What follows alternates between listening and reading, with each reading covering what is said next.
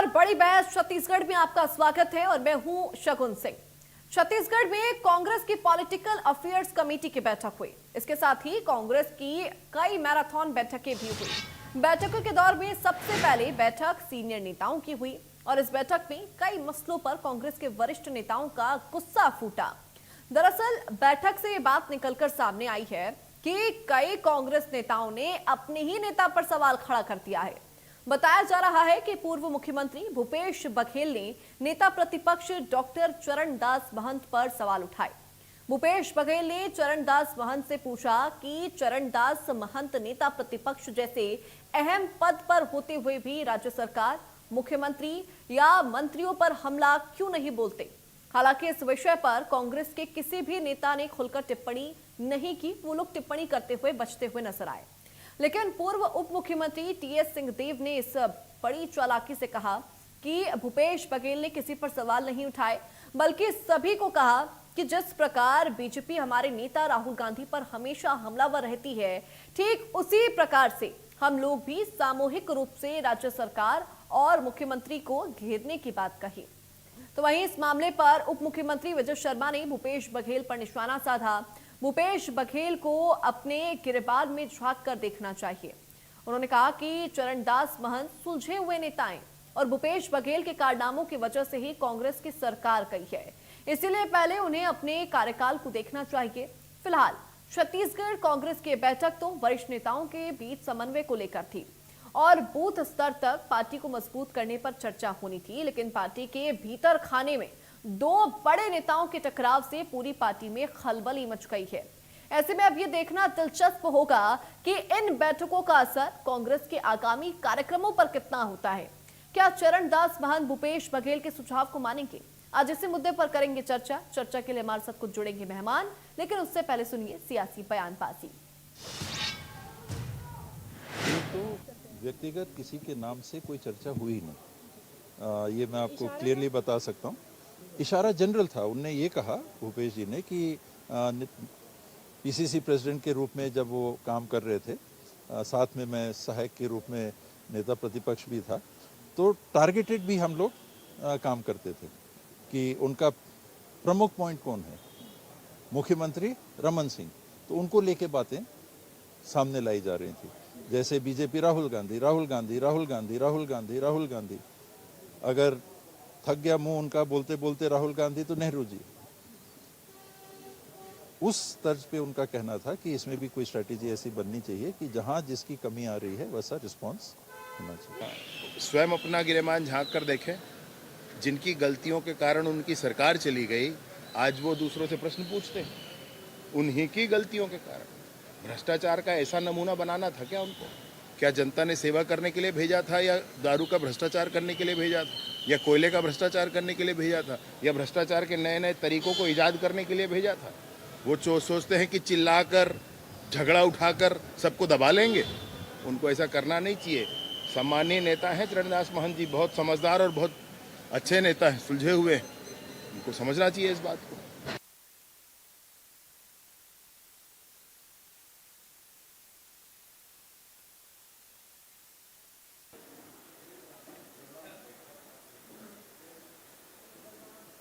के बीच समन्वय को लेकर बैठक हुई, लेकिन जो अभी तक खबर सामने आ रही है उसमें पार्टी के बीच में ही दो फाड़ हो चुकी है। दो अलग अलग धड़ नजर आ रहे हैं। एक तरफ जहां सजेस्ट किया जा रहा है कि मुख्यमंत्री के ऊपर सवाल क्यों नहीं खड़े किए जाते हैं, नेता प्रतिपक्ष कभी सरकार और मंत्री से सवाल क्यों नहीं करते हैं। ये तमाम तरह की बातें फिलहाल कही जा रही हैं। इसी मुद्दे को लेकर हम चर्चा करेंगे। पॉलिटिकल अफेयर्स कमेटी की बैठक में जिस तरीके से खलबली मचती हुई नजर आ रही है और सियासी गलियारे में सवालिया निशान खड़े हो रहे हैं, इन तमाम सवालों के जवाब भी जानेंगे। कहा जा रहा है कि भूपेश बघेल ने कहा कि क्यों नेता प्रतिपक्ष होने के नाते वो सवाल नहीं करते। हालांकि टीएस सिंहदेव ने इसको लेकर कहा कि सभी को एकजुट होकर मुख्यमंत्री के ऊपर सवाल करने हैं, इस बात का जिक्र किया गया।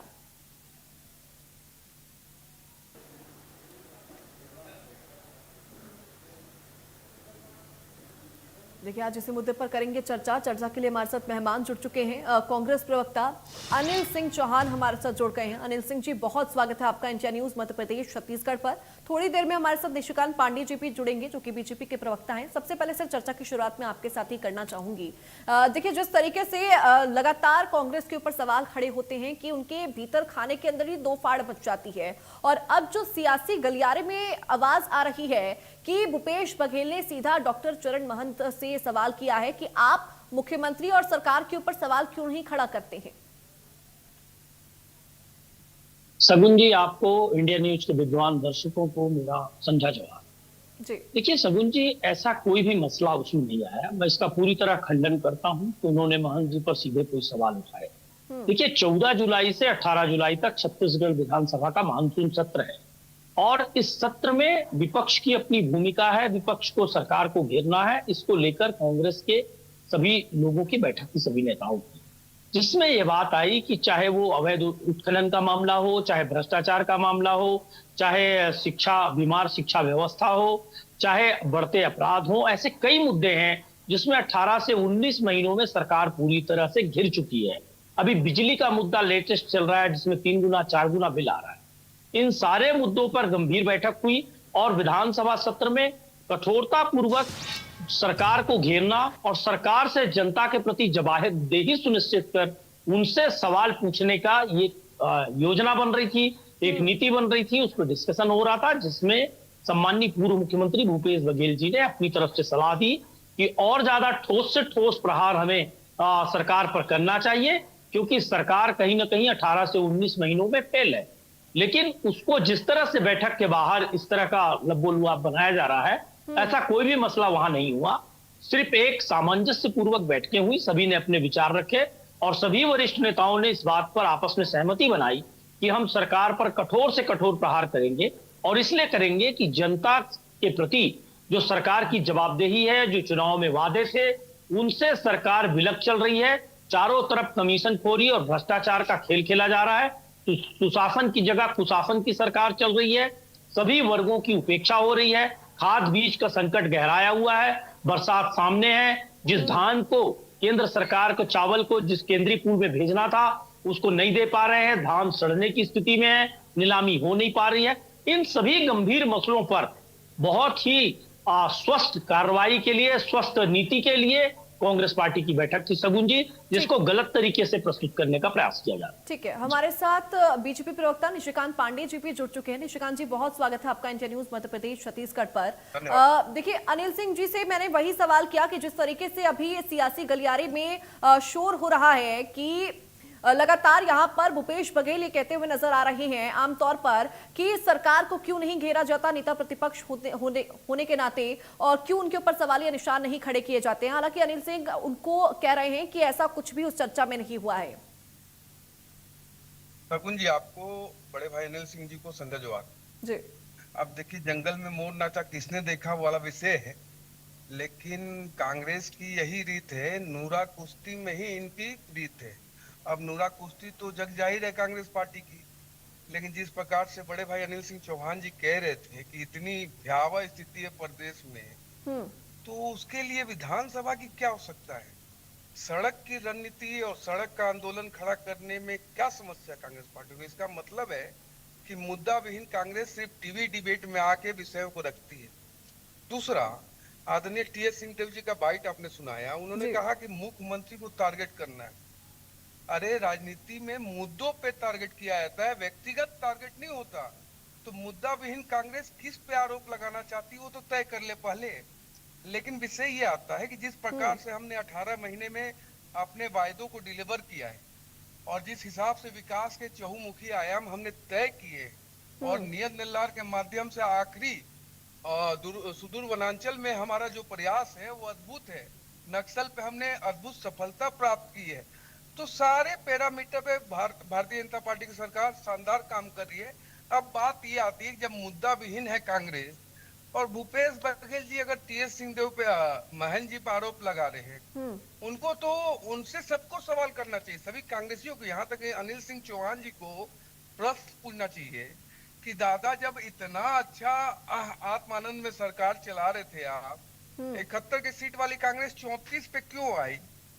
दूसरा, भूपेश बघेल जी का ये जो पीस है वो ये तो नहीं है कि भ्रष्टाचारियों को बचाने के लिए अकेले भूपेश बघेल जी लड़ रहे हैं, बाकी कोई नेता भ्रष्टाचारियों के संरक्षण में खड़ा नहीं हो रहा है। अब क्या भूपेश जी ये चाहते हैं कि महन जी नेता प्रतिपक्ष होते हुए अपराधियों के संरक्षण के लिए खड़े होकर ताकत से वहां खड़े हो जाए?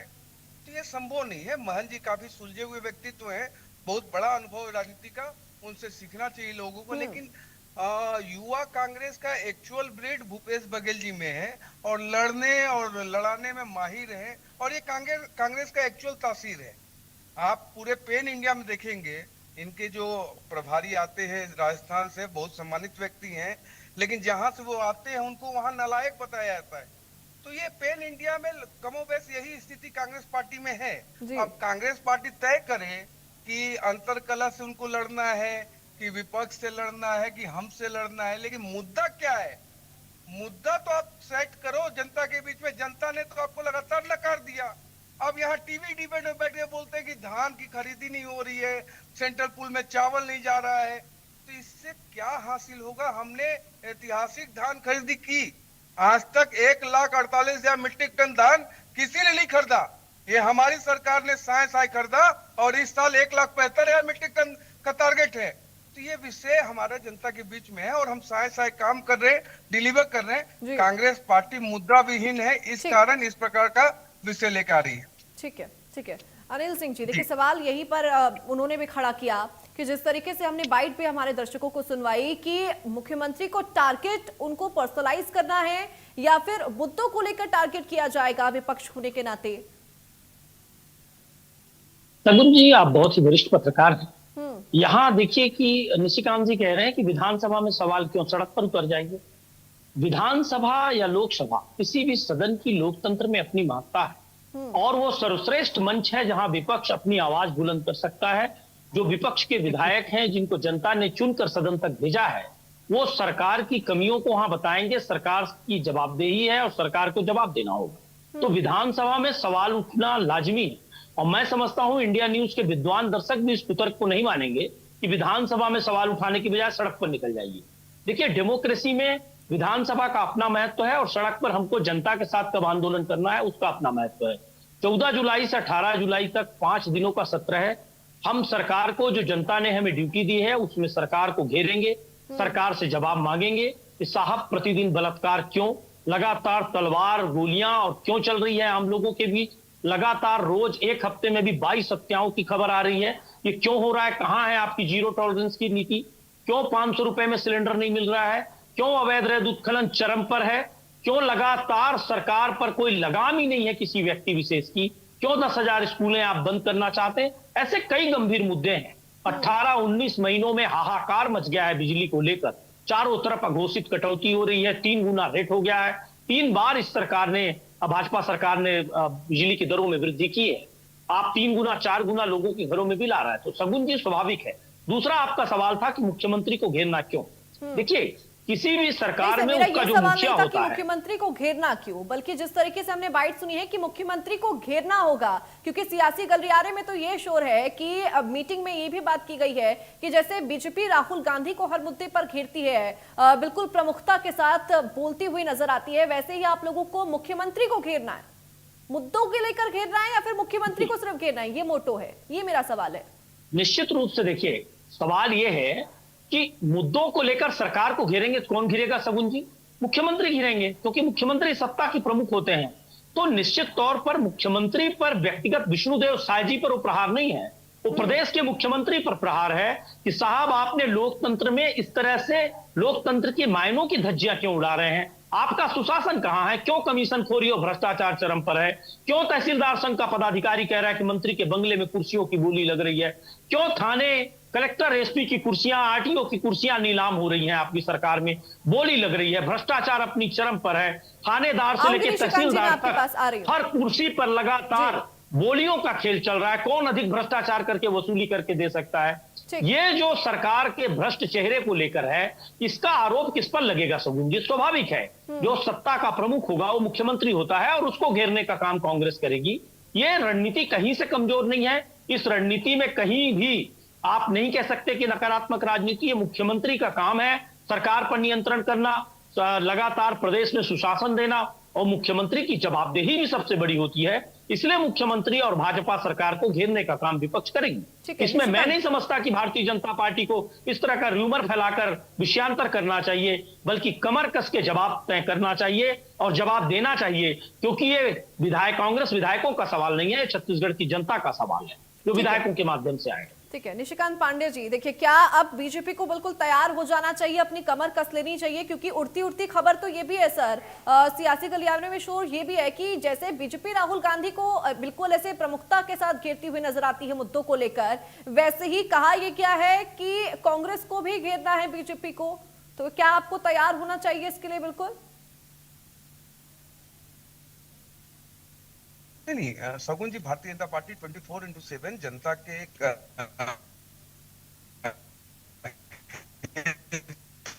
कार्य के लिए कार्य करती है। लेकिन जो अनिल सिंह चौहान जी की गिराते हैं नशेमंद पार्टी के, लेकिन अब एक विषय आता है इसमें कि न तुम मिले न मयस्सर तुम्हारी दीद हुई, अब तुम ही बताओ ये मुहर्रम हुई कि ईद हुई। भाई साहब, किसी भी विषय को उठाने के लिए विधानसभा का चालू होने का इंतजार क्यों करना है?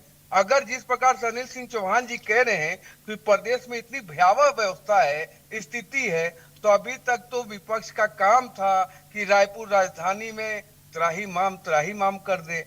लेकिन चूंकि गर्मी ज्यादा है, 42 डिग्री है, उसमें कांग्रेसी निकले कैसे? दूसरा, कौन से कांग्रेसी निकलेंगे? भूपेश के कांग्रेस निकलेगी, महेंद्र जी की कांग्रेस निकलेगी, टीएस सिंहदेव की कांग्रेस निकलेगी, या बुझे हुए दीपक की सेना निकलेगी? ये भी तय नहीं है। अब अनिल सिंह चौहान जी ने कहा 10,000 स्कूल बंद हो रहे। देखिए, रूमर की बात कैसे करते? एक स्कूल बंद नहीं किए जा रहे हैं, एक पद समाप्त नहीं किए जा रहे हैं, और कांग्रेस पार्टी सोचती है इस तरह से गुमराह करके प्रदेश की जनता का वोट हासिल कर लेगी। संभव नहीं है साहब। आपके अलावा सभी की आंखें खुली हुई हैं, सभी को सारी व्यवस्थाएं दिख रही हैं। रही बात कानून व्यवस्था की, तो आपने विरासत में दिया था, हम तो ठीक कर रहे हैं, डंके के चोट पर कर रहे हैं, न संरक्षित कर रहे हैं, न पोषित कर रहे हैं। आपके द्वारा पोसे गए अपराधी सूरजपुर में एक महिला को ऐसा नृशंस हत्या करते हैं, आपको पता ही नहीं चलता। बलौदा बिहार जलाते हैं कांग्रेसी, आपको जरा सा भी शर्म नहीं आता। तो कानून व्यवस्था की बात आपके मुंह से ठीक नहीं लगती। प्रदेश की सरकार की और प्रदेश की जनता के 3 करोड़ की रक्षा सुरक्षा के लिए भारतीय जनता पार्टी सदैव काम कर रही है, इसमें कोई किंतु परंतु नहीं है।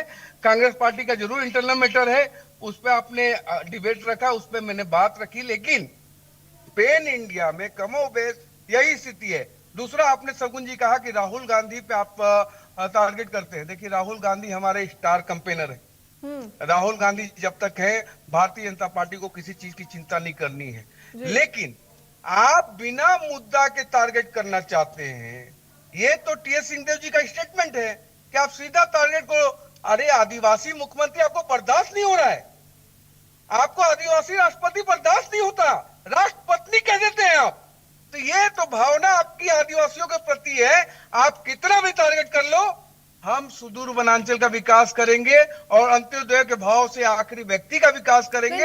हमको कांग्रेस पार्टी को जवाब नहीं देना है कि हम लोग पर्सनली अटैक नहीं करेंगे मुख्यमंत्री को, लेकिन जो भी मुद्दे हैं उसको लेकर आंसिबिलिटी तो मुख्यमंत्री से मांगी जाएगी, प्रदेश के मुखिया से मांगी जाएगी, इसको लेकर टारगेट किया जाएगा।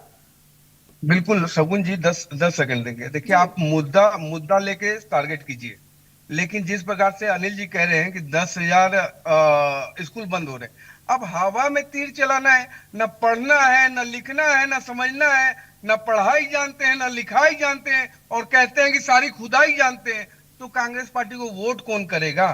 आप जानबूझ के जनता को गुमराह करने का प्रयास कर रहे हैं और इसमें आपको सफलता नहीं मिलेगी। ठीक है जी शगुन जी। ठीक है, अनिल सिंह जी, आपकी प्रतिक्रिया। देखिए, शराब को लेके इन लोगों ने 5 साल गाना गाया, 67 नई शराब दुकानें खोल रहे हैं, गांव गांव में कोचिया शराब बेच रहे हैं, पूरे छत्तीसगढ़ को नशे और शराब में डुबो रहे हैं। आप 10,600 के ऊपर स्कूलें बंद करने का इनका युक्तियुक्तकरण का पूरा प्लान पढ़ लीजिए। 1+1 और 1+2 जो इन्होंने फार्मूला लाया है, शिक्षा मिडिल स्कूल और प्राइमरी स्कूल दोनों में बंद कर रहे हैं। इन्होंने स्पष्ट किया है कि छात्रों की सीमित संख्या होने पर वो स्कूल मर्ज कर दिए जाएंगे, बंद कर दिए जाएंगे। बगल की स्कूल में जो 2 किलोमीटर के अंदर या 4 किलोमीटर के अंदर होगा वहां मर्ज कर दिए जाएंगे। बहुत स्पष्ट है, भाजपा की नीति और भाजपा की कथनी और करनी में जो अंतर है वो स्पष्ट है।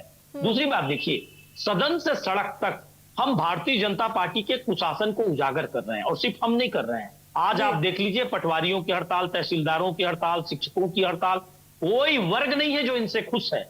लगातार कभी आदिवासियों को ईसाइयों से लड़ा दो, कभी हिंदू को मुसलमान से लड़ा दो, कभी कर्नल सोफिया कुरैशी को पाकिस्तानी और आतंकवादियों की बहन बता दो। तो भारतीय जनता पार्टी का जो चरित्र है, भारतीय जनता पार्टी की जो वैमनस्यता है, हिंदुस्तान में ही हिंदुस्तानियों में फूट डालकर अंग्रेजों की तरह राज करने की जो नीति है वो स्पष्ट है। दूसरी बात देखिए, भारतीय जनता पार्टी ने 19 माह में, आप 18 से 19 माह हुए देख लीजिए कि रायपुर बिलासपुर नहीं, हर जगह कैसे भारतीय जनता पार्टी के लोग, अभी बलौदा बाजार की ये बात कर रहे थे, भाजपा का जिला अध्यक्ष परमिशन लेता है, कलेक्टर एसपी कार्यालय जलाने में भाजपा के पूरे कार्यकर्ता है, कांग्रेसियों को फंसा दो। रायगढ़ के अभी परसों भाजपा पार्षद के बेटे ने एक 10 वर्षीय मासूम बच्ची के साथ रेप किया।